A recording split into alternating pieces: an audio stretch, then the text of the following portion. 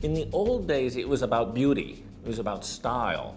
But now, I think the business world is coming around to the idea that there's something called design thinking, that it's a kind of a right-brain-oriented approach to problem solving. And so design thinking can be applied to almost any kind of problem, including social and economic problems. Everybody at some level is a designer.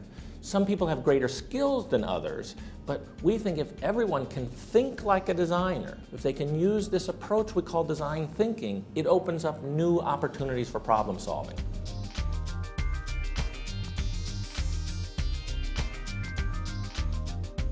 Design is a kind of a veneer, it's a kind of a surface treatment that gets added after the, quote, real work of creating something new is done.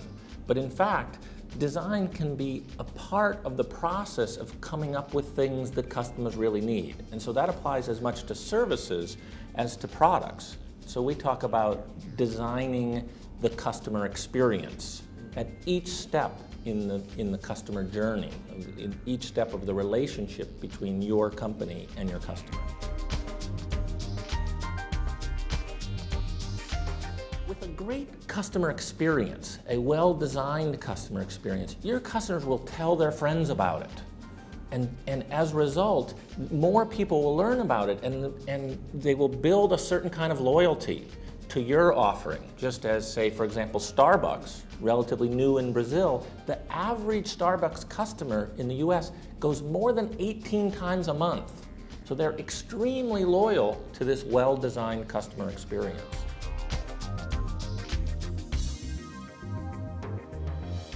I say managers should think like designers. What I really mean is engage your whole brain. We've gotten really good over the last 60 years. Businesses have refined their skills at left brain analytical work. And so what that means, there's nothing wrong with that analytical approach, but what that means is we're leaving money on the table with respect to the right brain, more creative, more intuitive approaches to problem solving. And so if managers will think more like designers, they can engage both halves of their brain and often come up with different kinds of solutions than they would come up with using analytical approaches alone.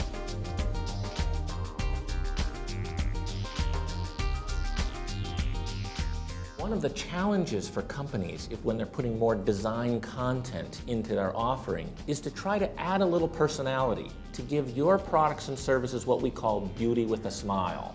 And in doing so, you can significantly increase the value to the customer. So one of the examples I use is a corkscrew. Right? The basic functionality of a corkscrew can be obtained for $3, but Alessi has a famous corkscrew called the Anna corkscrew, and that corkscrew sells for 20 times as much because it has this playfulness, it has this quality we call beauty with a smile. Certain characteristics. One is anthropology, is a willingness to observe human behavior and all the messiness and quirkiness of human behavior. One is prototyping, a willingness to experiment, knowing that some of the experiments will fail. And then one is designing great customer experiences, always thinking about the journey of the customer as they experience all aspects of your company's offering.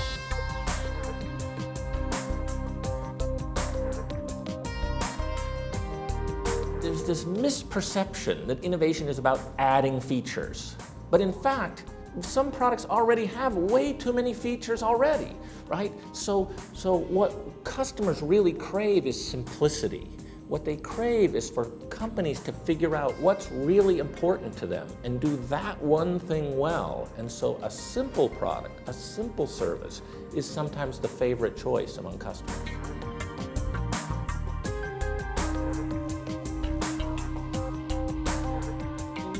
Design and innovation are very closely linked because they represent the same kind of approach to the world. Because design is not just about the appearance of things, it's about the total customer experience. And if you have a company that continuously innovates in the customer experience, right, which is we think of as a design discipline, then you can get ahead and keep ahead of the competition.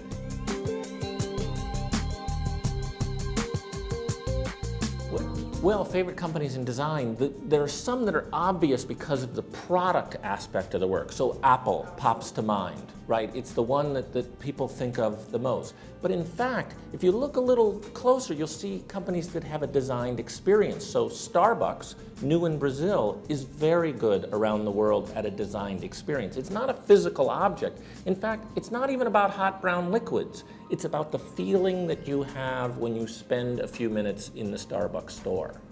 And so in the Silicon Valley, where I live, one of my favorite design-led companies is Google. And a part of their design has been the design of simplicity. Everybody else wants to fill their homepage, use every little pixel on the screen. And Google has the design sense to keep it really simple. And as a result, they've built one of the most successful web-based companies in the world.